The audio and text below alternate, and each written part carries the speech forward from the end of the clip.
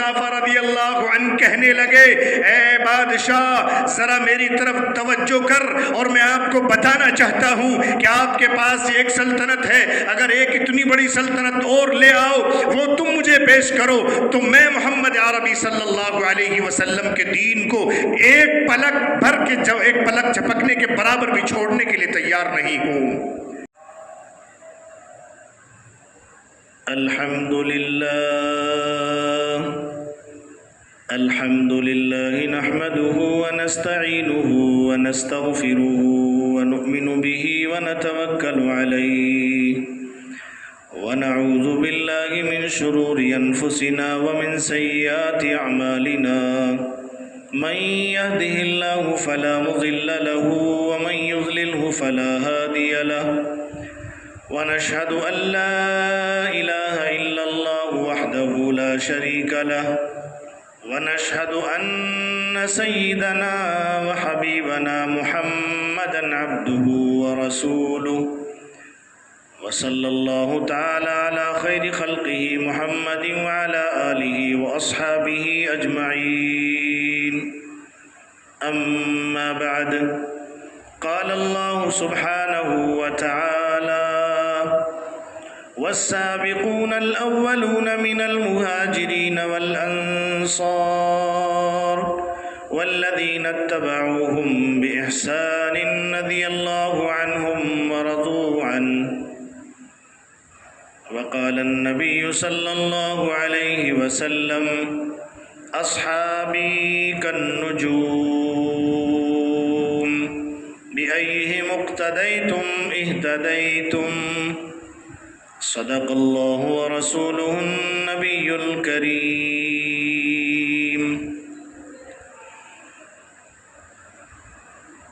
ملت اسلامیہ کے غیور فرزندوں، نوجوانوں، بزرگوں، دوستوں اور ملت اسلامیہ کی ماؤں اور بہنوں،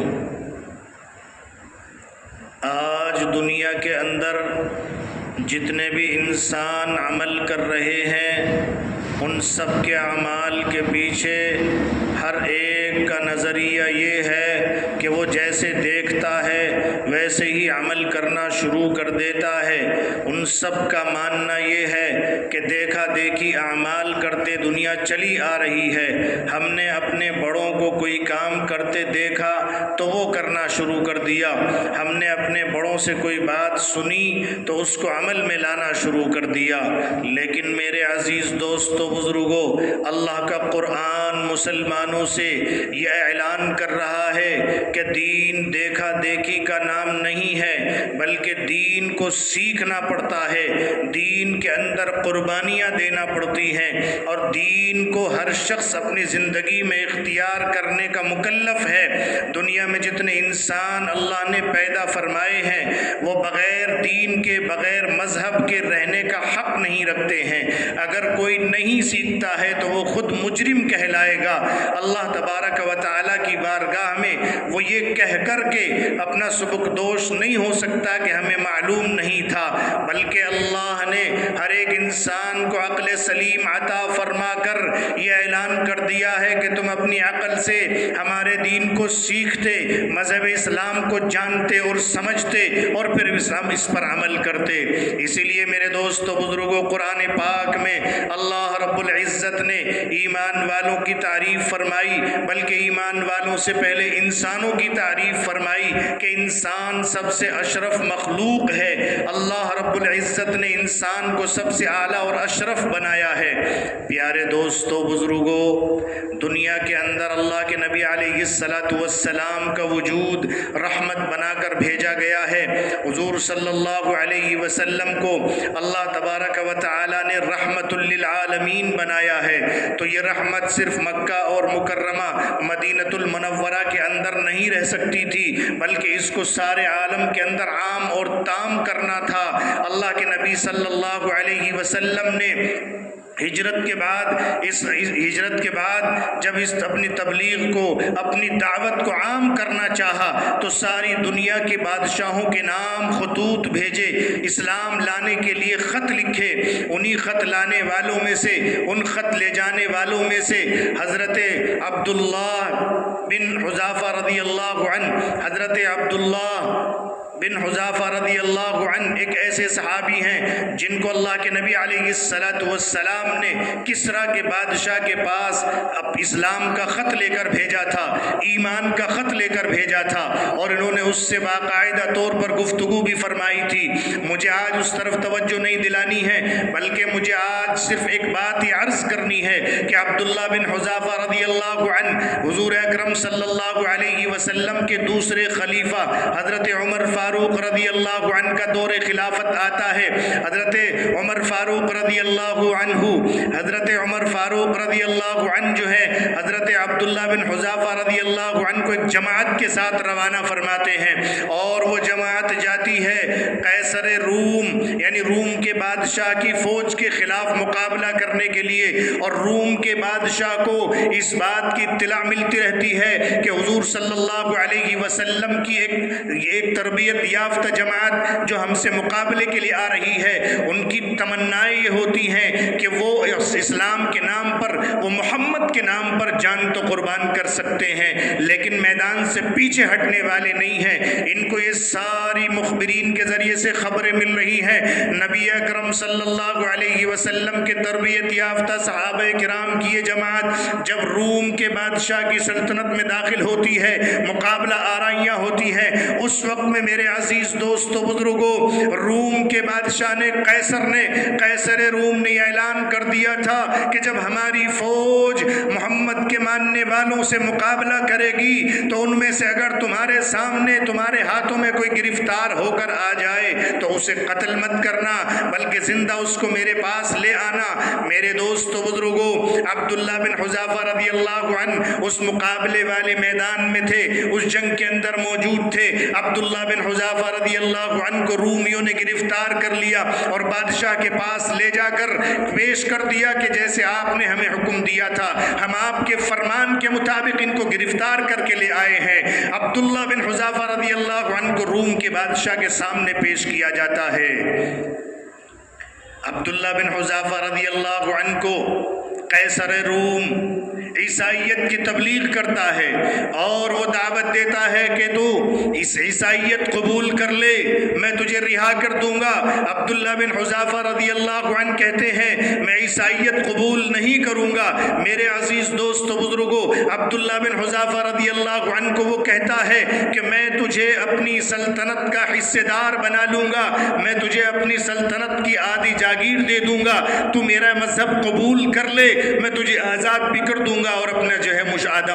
آدھی بادشاہت عطا فرما دوں گا۔ حضور اکرم صلی اللہ علیہ وسلم کے جانثار صحابہ کی یہ جماعت میں سے نکلا ہوا ایک تربیت یافتہ عبداللہ بن حذافہ رضی اللہ عنہ ایک صحابی بادشاہ کے سامنے یہ کہتا ہے، اور غور سے سننے کی بات یہ ہے، اس وقت دنیا کے اندر اگر مسلمانوں کے نام نہاد مسلمانوں کے سامنے کوئی چند ٹکے پیش کرتا ہے تو وہ اپنے آپ کو بیچ دیتے ہیں، بلکہ یوں کہیے کہ ہمارے اس ہندوستان کی لیڈران اور سیاستوں کی ایک بڑی جماعت میں ایسے لوگ موجود ہیں جو مسلمانوں کی پوری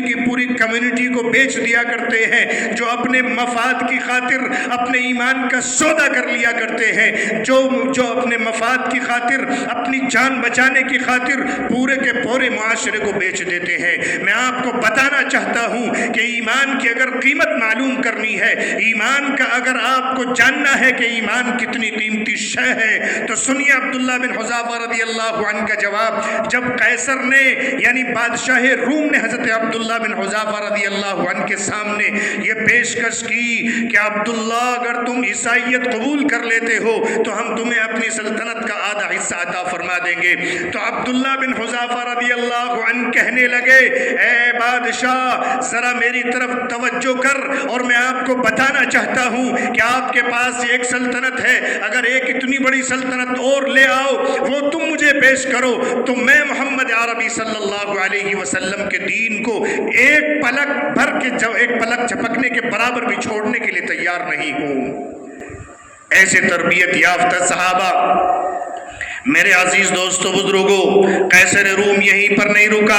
حضرت عبداللہ بن حذافہ رضی اللہ عنہ سے کہنے لگا ٹھیک ہے تم اپنی بات پر اڑے ہوئے ہو تو ہمارا فیصلہ یہ ہے کہ تمہیں ہم سولی پر لٹکاتے ہیں۔ اپنے سزا کاروں سے حکم دیا، سزا دینے والوں کو کہا کہ اس کو سولی پر لٹکا دو۔ عبداللہ بن حذافہ رضی اللہ عنہ کو سولی پر لٹکا دیا جاتا ہے، اور بادشاہ نے اپنے سزا دینے والوں سے یہ کہا تھا کہ اس کو تیر مت مارنا، اس کے قریب سے گزارنا، اس کے دائیں سے، اس کے بائیں سے، اس کے کان کی طرف سے، اس کے سر کی طرف سے تیروں کو گزار دینا۔ مقصد یہ تھا کہ عبداللہ ڈر جائے اور ڈر کر عیسائیت کو قبول کر لے۔ لیکن میرے عزیز دوست بزرگوں، یاد رکھنا عبداللہ بن حذافہ رضی اللہ عنہ کے چاروں طرف سے تیر گزارے گئے، عبداللہ بن حذافہ رضی اللہ عنہ کے ایمان میں کوئی فرق نہیں آیا۔ اس نے آپ کو نیچے اتارا، نیچے اتارنے کے بعد پھر کہا عبداللہ میں تجھے عیسائیت کی دعوت پیش کرتا ہوں، تو عیسائیت قبول کر لے،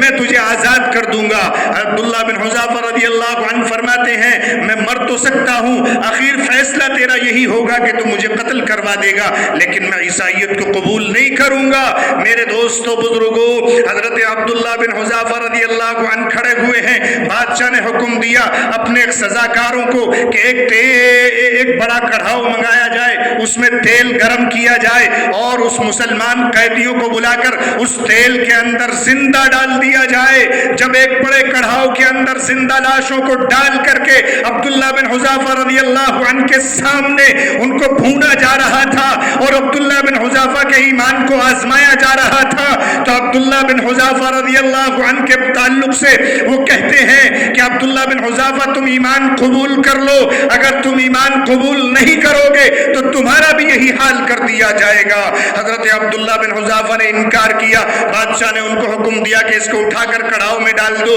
بادشاہ یہ کہہ کر روانہ ہو چکا تھا۔ عبداللہ بن حذافہ رضی اللہ عنہ جب کڑھاؤ میں ڈالنے کا نمبر آتا ہے تو آپ کی آنکھوں سے آنسو جاری ہو جاتے ہیں۔ عبداللہ بن حذافہ رضی اللہ عنہ رونے لگتے ہیں، تو وہ سزا دینے والے یہ سمجھتے ہیں کہ یہ ڈر گیا ہے، بادشاہ کو بلاتے ہیں اور یوں کہتے ہیں بادشاہ سلامت، ایسا محسوس ہوتا ہے کہ وہ ہماری بات ماننے کے لیے تیار ہو گیا ہے، آپ کا مذہب قبول کرنے کے لیے تیار ہو گیا ہے۔ بادشاہ آتا ہے اور اس سے کہتا ہے کہ عبداللہ بتا کیا تو اس عیسائیت کو قبول کرتا ہے؟ تو اس نے کہا نہیں تو بے وقوف،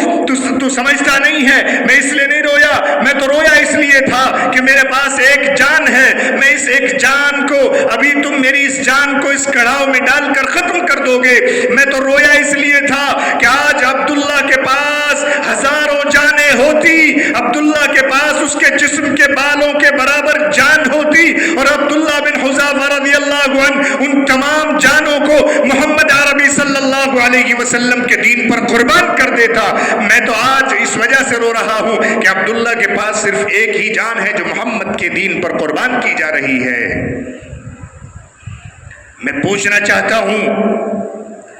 ہندوستان کے ان سیاستدانوں سے جو مصلحت کے نام پر آج اسلام کا سودا کر رہے ہیں اور مسلمانوں کو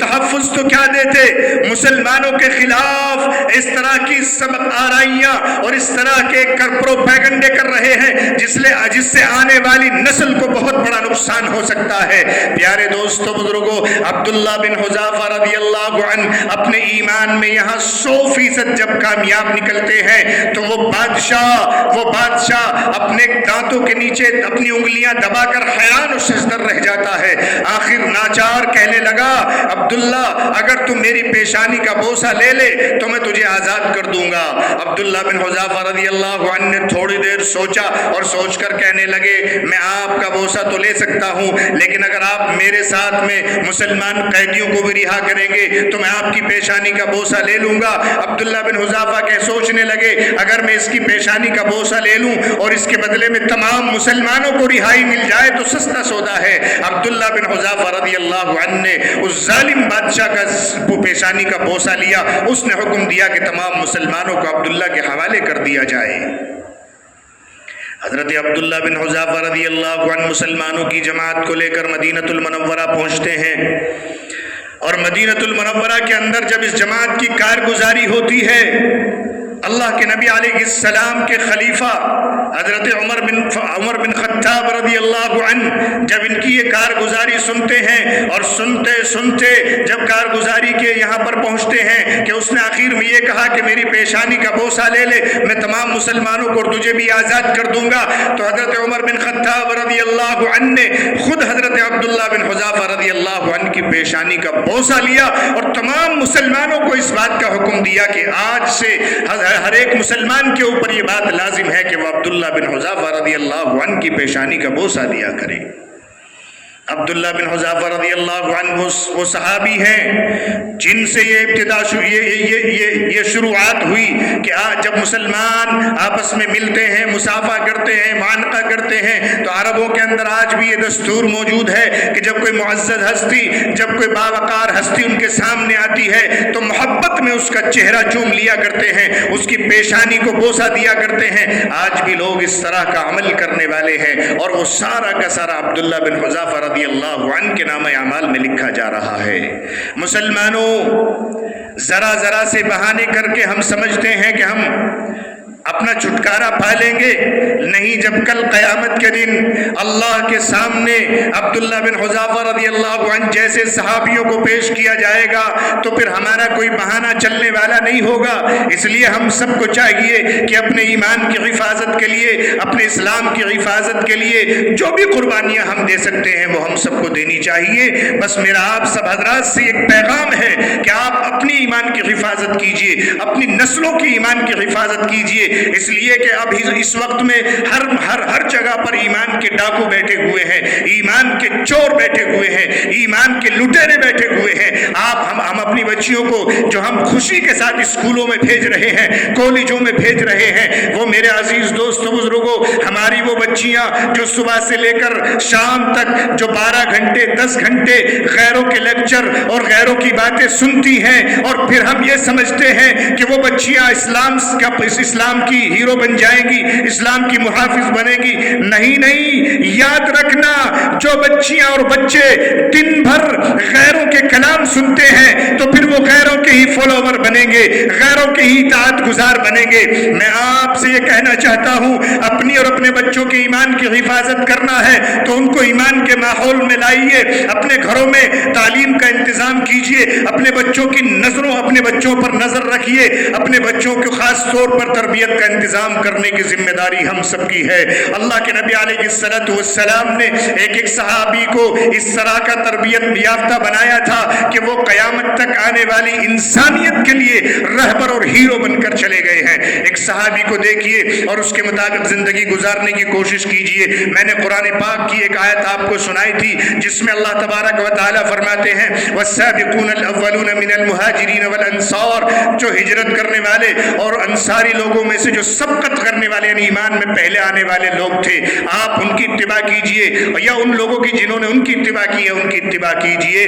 تاکہ تم سے اللہ راضی ہو جائے جیسے اللہ ان سے راضی ہوا تھا۔ ٹھیک اسی طریقے سے اللہ کے نبی نے ایک جگہ ارشاد فرمایا، میرے صحابہ ستاروں کی مانند ہیں، تم ان میں سے جس ایک کی بھی اقتداء کر لو گے راہ ہدایت پر آ جاؤ گے۔ اس لیے ہمیں کسی کو دیکھ کر نہیں چلنا ہے، ہمارے لیے ہیرو صحابہ ہیں، اللہ کے نبی ہیں، ہمیں اللہ کے نبی کی سیرت کو دیکھنا ہے، صحابہ کی زندگی کو دیکھنا ہے، اس لیے کہ قرآن کی تفسیر صحابہ ہے، قرآن جو نازل ہوا وہ نازل ہوتے ہوئے صحابہ نے دیکھا ہے، اسی لیے ان کو دیکھ کر چلنے کا حکم اللہ کے نبی علیہ السلام نے فرما دیا ہے۔ ہم دیکھ کر چل رہے ہیں تو ہم دنیا والوں کو چل رہے ہیں، دنیا والوں کی باتیں مان رہے ہیں، اسی لیے آج ہم خسارے اور نقصان کے اندر چلے جا رہے ہیں۔ اس لیے اسلام جو ہے دیکھا دیکھی کا نام نہیں ہے، بلکہ یہ تو پڑھ کر سمجھ کر قبول کرنے کی چیز اور عمل کرنے کی چیز ہے۔ دعا کیجیے اللہ تبارک و تعالی مجھے بھی آپ کو بھی ان باتوں پر عمل کی توفیق عطا فرمائے۔ آمین۔ وآخر دعوانا الحمدللہ رب العالمین۔